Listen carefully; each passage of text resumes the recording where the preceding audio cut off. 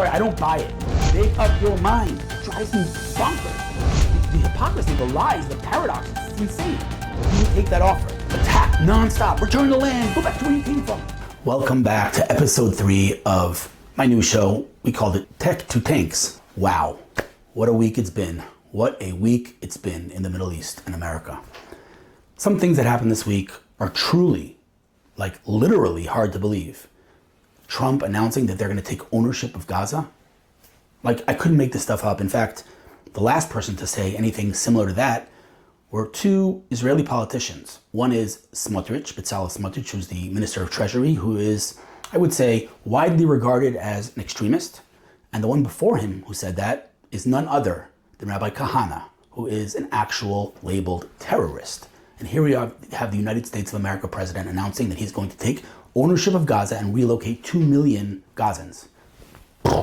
Totally nuts, totally nuts. It's just unbelievable to me that, President Donald Trump has the moral clarity to be able to say, this is unacceptable. Let the hostages out now. Not, let's make a deal, we'll let out 1,000 monsters. Let them out. And it just boggles the mind that Joe Biden and Kamala Harris couldn't say those words. And this isn't even a question of politics, nor is it a question of who I voted for, who I like. Not that that's a secret, but it's just a question of moral clarity. Like, there should be nothing more obvious than telling a terrorist organization full of murderers and pedophiles to let innocent people go, including babies. Now, I really, really don't want to let my brain go there, but it seems to me that the one thing Hamas is very good at is PR. And if they haven't let out the Bibas family yet, and the babies, basically, it seems to me that we know what their fate is, because if they were alive, that'd be the first person they'd release for PR purposes. And the fact that they haven't, I would imagine, and again, nothing would make me happier than being wrong, but I would imagine that means that they're a little scared of letting out baby coffins from Gaza, because we saw the 3 hostages come out yesterday or a couple of days ago that looked literally like Holocaust survivors. It's just mind-boggling that the world hasn't lost it completely on Hamas. But if that, those 3 terrorists who came out looking the way they looked, and it, created such shock and anger in Israel and throughout the global community, imagine what will happen when they release the Bibas family, babies in coffins. Now, again, I pray to God that I'm wrong, and I have been wrong. The truth is, the first hostages that came out, everyone that asked me, I said, they're not going to leave anyone alive. Why would they? Because they know that Israel will do everything to get all of our hostages out, dead or alive. So what interest do they have? What incentive do they have to leave them alive? So I thought everyone's gone. Again, I could be wrong, and I hope I am, but unfortunately, I'm not too optimistic about the Bibas family. Furthermore, as I've spoken about before, my brother Ari Fuld's terrorist is set to get out. In fact, I don't even know, he might be out already. I actually don't know who's getting out in each kind of phase of this deal. He might already be out, he might be getting out. Either way, he's on the list to get out. Hamas is playing games as they do, and yesterday they announced that they're delaying the release of the next hostages, and Trump had enough. Now, I don't know what will be, and I don't know if Trump will follow through on his threat. What I do know is that everything Trump has said to date about Israel and the Middle East, he's followed through on. And again, we've given many examples, whether it's moving the embassy. Like, people don't realize what happened with the embassy. Like, this wasn't a Trump move. This was legislated. Like, American presidents were supposed to move the American embassy from Tel Aviv to Israel, to Jerusalem, right? That was agreed upon, and every president for the past, I don't even know how many years, decades, basically said, no, let's push that off because it will cause, regional instability, and it will start World War III and all the other ridiculous things that they said. Trump's like, yeah, no, I'm not playing this game. And he moved the embassy, and guess what happened? Nothing. Same thing with the Golan Heights and many, many other things. And so Trump is speaking with complete moral clarity as it pertains to Israel, and it's honestly a breath of fresh air. After having dealt with a president for the last 4 years that is just completely morally bankrupt, again, as it pertains to Israel. We can discuss domestic, issues in America a different time. Right now, I'm talking about Israel. And as far as Israel is concerned, Trump has been incredible. I would imagine, Hamas, even if they wanted to release all the hostages, I would imagine they don't even know where half of them are. Because you have to understand, people are hostages, Israeli hostages are being held in normal Gazans' homes, like in their living room. I'm very curious to see what Trump does or does not do. But again, this whole week has just been probably the most historic week of my life. In this press conference, as Trump announced that America's going to take ownership over Gaza. And I'm like, did I hear correctly? Like, what? Because I don't even know if Netanyahu knew he was about to announce that. Nobody knows, but like in a million years, my wildest dreams and my most quote unquote extreme opinions, did I think that, this was going to happen, that anybody, let alone the United States president, would be discussing deporting 2 million Gazans, and he's been very clear that he has no intention of letting them back into Gaza. Like, this is unbelievable stuff. So we'll see what happens. Time will tell. But I want to talk about a specific topic today, and that is the two-state solution. It should rest in peace. It's just the epitome of irony that there are still people after October 7th who are still expecting Israel to agree to a two-state solution. Who are we making a two-state solution with exactly? There's Israel, the Jewish state, and who's the other state? Like Gaza? Like we gave them in 2005? They already had a state in 2005? We tried that. Look what happened. So who's the other state? And furthermore, has there been any leader of the Palestinian people who has declared, I'm willing to have a state alongside Israel and live in peace? The answer is no. Never been such a thing. Furthermore, 1947, Google it, the partition plan. Very simple, very straightforward. The UN said the Jews deserve a state, especially after what we went through in the Holocaust, but the Arabs deserve a state too. Let's make two states, two-state solution, alongside each other, and all's good. Guess what happened next? Israel agreed. The Arabs did not agree. They rejected the offer. And guess what they did next? They attacked Israel. And I mean the Arab world. And not only did they attack Israel, but they told the Arabs living in Palestine, aka Israel, to leave their homes. Why did they tell them to leave their homes? Because they said, we are about to obliterate Israel and we want you out. And once we win this war and we obliterate Israel, you can go back to your homes. And guess what? They didn't obliterate Israel. They lost the war. And this is what the world, specifically the pro-Palestinian crowd, calls the Nakba, the disaster, the tragedy of the Palestinian people. Israel did not kick a single Palestinian or Arab out of his home or her home in Palestine. They left voluntarily when their brothers and sisters around the world told them to leave because they were about to destroy Israel. They left, they lost, game over.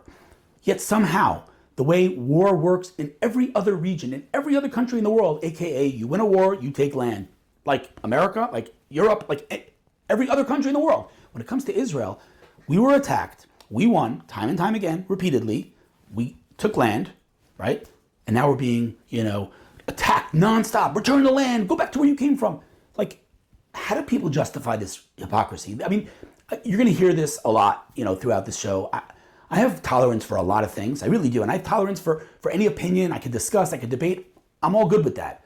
What I cannot tolerate, and I have zero tolerance for, is hypocrisy. I cannot deal with the same people saying two-state solution and then saying, from the river to the sea, right? Or globalize the intifada and ceasefire now. We've talked about this. There's the list of, paradoxes within their narrative is quite literally endless. And so, we see this right now with the deal, like don't make a deal, yes, make a deal. The people that said he won't make a deal, now he is making a deal and they're still attacking Netanyahu. It's just, it's never ending. And so, I think that after Trump announced what he announced, I think that most leaders, even if they haven't declared it yet, and they will, I think most leaders and most people around the world understand that the two-state solution has gone on to a better place. I think that no one in their right mind really believes Israel is going to make a state on its borders with the people who committed October 7th. And let me be very, very clear, unequivocally. Hamas is not the only organization or the only people that committed October 7th. In fact, I was told, and I have no way to verify this, that more quote-unquote regular Gazans came into Israel on October 7th than actual Hamas terrorists. Now, I don't know if that's true or if it's not true, but we have the videos and we see that it's regular Gazans. And I keep saying like this because there is no difference. And I want to be extremely clear so there's no misunderstanding. Differentiating between the regular Gazans and Hamas is an artificial differentiation. Now, what am I saying? Am I saying there's no innocent people in Gaza? Of course not. There are for sure innocent people in Gaza. But again, sorry for the repetition, there were millions of innocent people in Germany and millions of innocent people in Japan. And nobody asked the question, how many innocent people are being killed? That is how war works.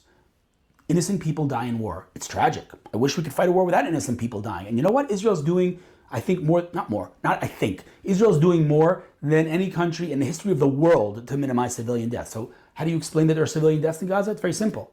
It's Hamas's strategy. Because every dead Gazan is a PR opportunity for Hamas. So they are not only not preventing innocent deaths, they are putting innocent people in harm's way so that they die. Because then they say, oh, look, Israel killed innocent Gazans. So first and foremost, let's stop differentiating between the normal Gazans and Hamas. They're one and the same.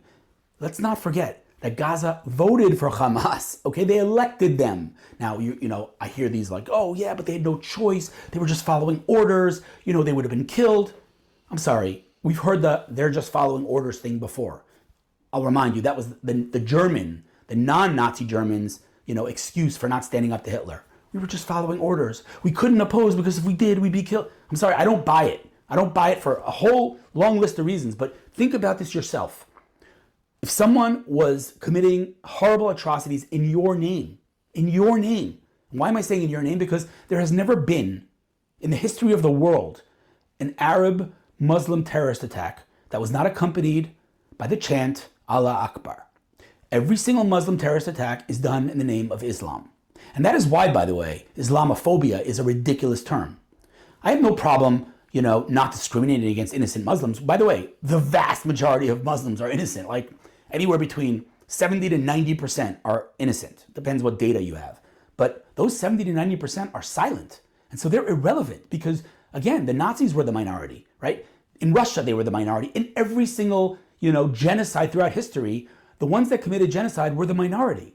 The majority remained silent. So that majority is irrelevant. And if we have, again, 10 to 20% of the Muslims worldwide, 1.8 billion people dedicated to my destruction and committing acts in the name of their religion, why would you say that the fear of that religion is irrational? It's not irrational. It's the most rational thing in the world. So let's stop calling it Islamophobia, because phobia is the irrational fear of something. Back to the two-state solution. So number one, I don't know what Trump's going to do or not going to do. I don't know if he's going to follow through. It almost doesn't matter because the effect has already taken effect. In other words, the Trump effect, whether he's going to do it or not, almost doesn't matter because what we need right now is a president who speaks with moral clarity and, let's be honest, who's a little bit of a loose cannon that, creates deterrence that people are scared of. And that's what Trump is. And so, I hope he follows through, but even if he doesn't follow through, the fact that he's speaking the way he speaks is making Hezbollah scared, it's making Hamas scared, it's making the ICC scared, it's making all of these Jew haters around the world scared, and they're shaking right now. And we see that, manifest in a million different ways, whether it's agreeing to ceasefires that they previously did not agree with. So Trump's already doing, unbelievable things, and in his first 2 weeks in office, he's done more literally than the Biden administration did in 4 years. Someone told me a joke, which I laughed at, which is, no one's done more in 7 days than Trump since God, right? So the reality is Trump's doing incredible things. You look at the executive orders that he's passing. And again, not talking domestic. We can argue whether it's good that he, passed an executive order that there are two genders in America. Discussion for another time. Right now I'm talking as it pertains to Israel. Creating an executive order that will deport Hamas supporters on American campuses. Like, how is that something that's like, wow, this should have been done years ago. The fact that there's any human being on American campuses, federally funded universities, walking around with a terrorist flag, how is that acceptable? And so Biden should have done this, but he didn't. So Trump is. And so, that's just one example. The amount of executive orders that he's passed that have benefited Israel already, now, in the first couple of weeks, is just endless. And it's unbelievable to watch. But the two-state solution is dead. It's dead, A, because it made no sense from the get-go, because they had a two-state solution in 1947. They had a state, as they did in 2005 when we gave them Gaza. People need to understand this. I don't think people understand this. People talk about occupation. People talk about, oppression. There was not a single Jew in Gaza. There was not a single Jew in Gaza on October 6th, except for a couple of hostages they took years ago, which, again, no one knows anything about. Topic for another time, but not a single Jew. Not only was there not a single Jew in Gaza on October 6th, there was not a single dead Jew buried in Gaza. That's right, we dug up our dead.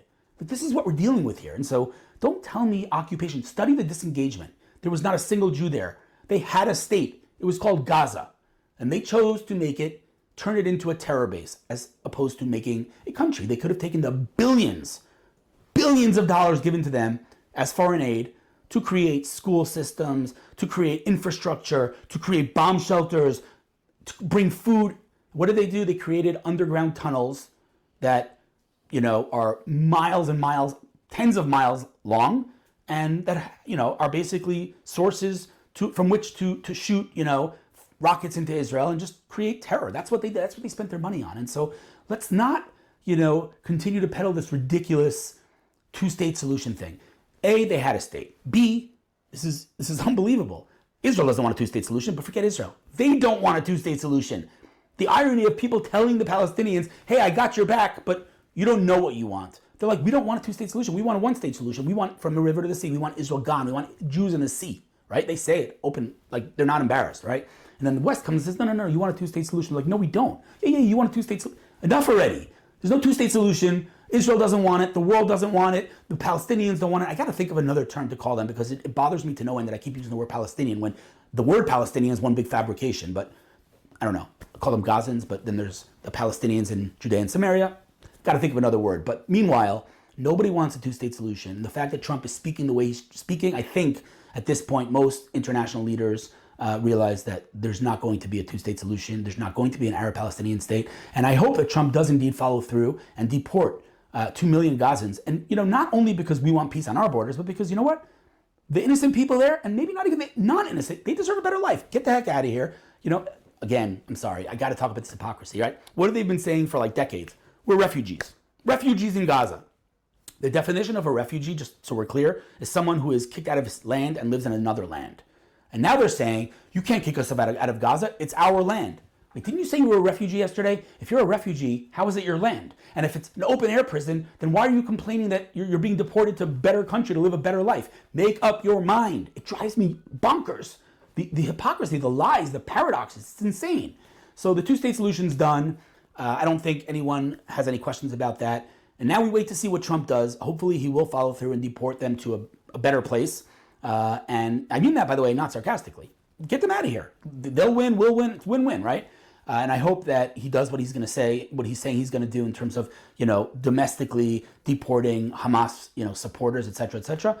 But I hope and pray that as he's done till now, Trump follows through on his words. And truthfully, if there's any chance for peace in the Middle East, Trump will bring it. What happens if Gaza doesn't agree? What happens if Trump says he's going to deport 2 million Palestinians or Gazans and they say no? Which is probably what's going to happen. I don't imagine they're going to say, okay, let's go.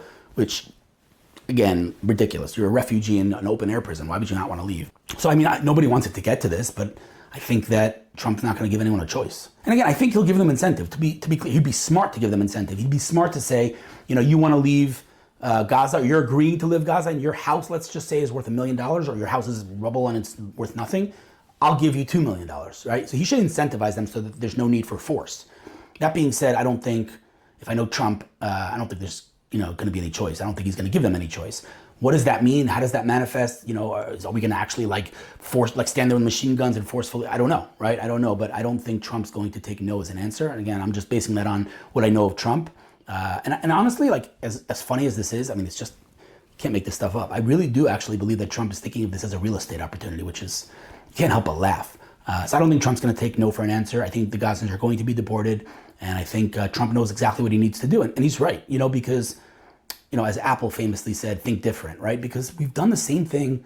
Who said to Einstein, when you do the same thing, expect a different result, you're a fool, whatever it is? We've done the same thing for decades. We've tried, give them land for peace, and state solution, and disengagement. We've tried it all. None of it worked. So it's time we thought a little bit out of the box. And Trump is smashing the box, right? So it's what we need right now. It's refreshing. And, I don't know how he's going to implement this without any force. I hope and pray that the Gazans are smart enough to listen to what Trump is telling them to do. Maybe he'll incentivize them with some foreign aid, which I have no problem with, by the way. If they're leaving Gaza, foreign aid, go for it. But I really hope it doesn't get to the point that the Gazans just say no and Trump has to, force them out.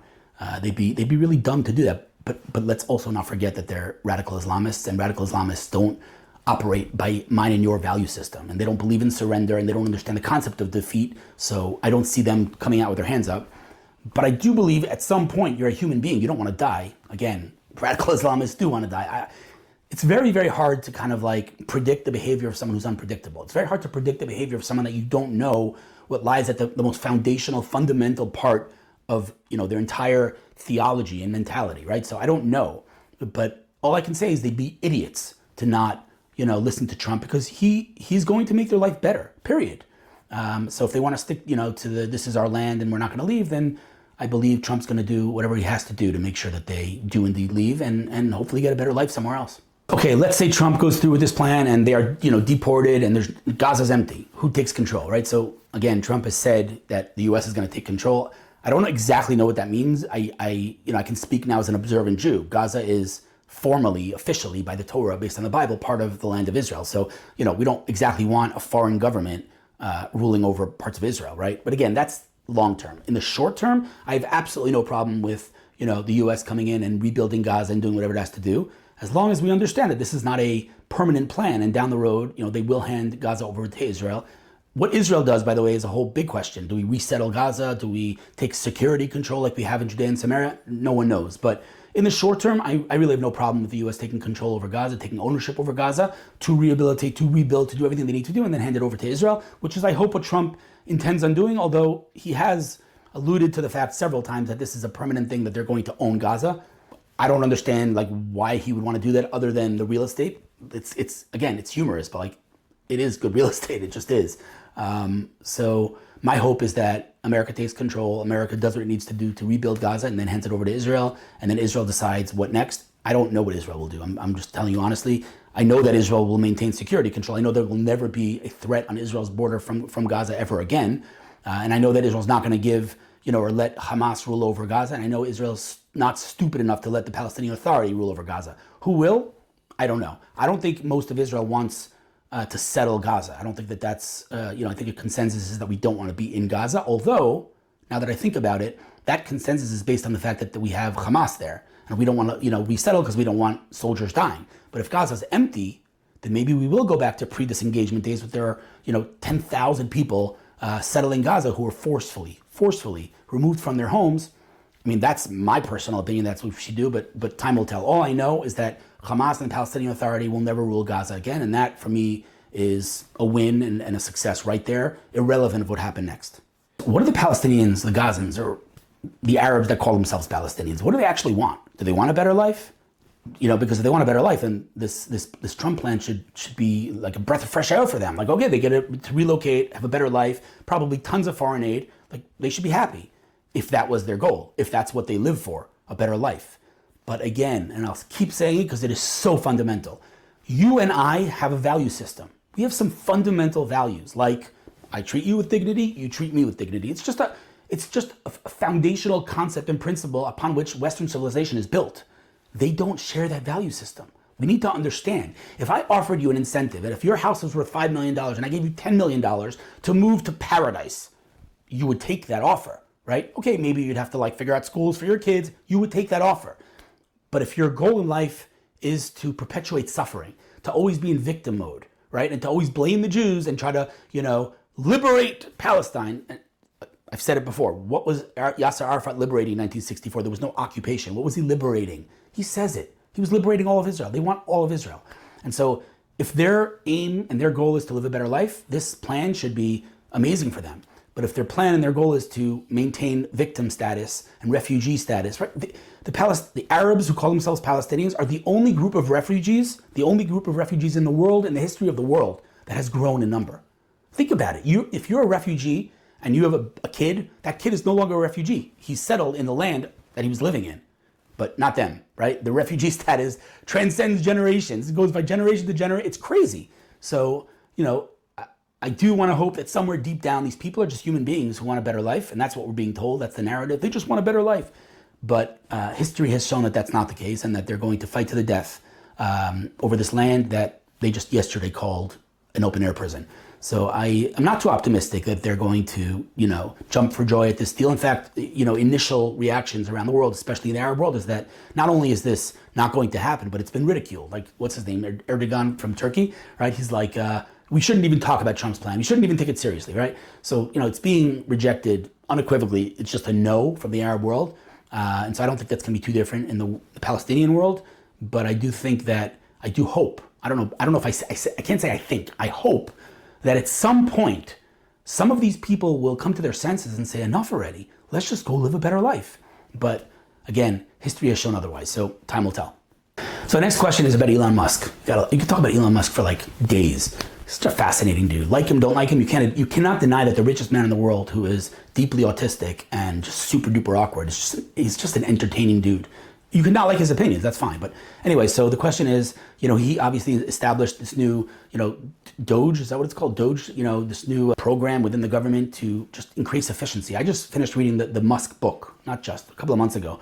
And it talks about his magic. What's his magic? His magic is, let's just take SpaceX as an example. What he'll do is he'll go examine, the rockets that they're about to fire into space, and he'll say, what's this screw for? This little screw here, what's it here for? And the employee will say, well, that's regulation. And he'll say, give me a name. Who in regulation said that screw needs to be there? And the employee will be like, I don't know. He's like, or take it out. He's like, but if we take it out, something might happen. They'll say, okay, take it out. And if something happens, we'll put it back in. That's how he operates. He's always increasing efficiency. He's not going by the status quo, which is the way most companies and for sure most governments operate. It's like, okay, it's always been this way.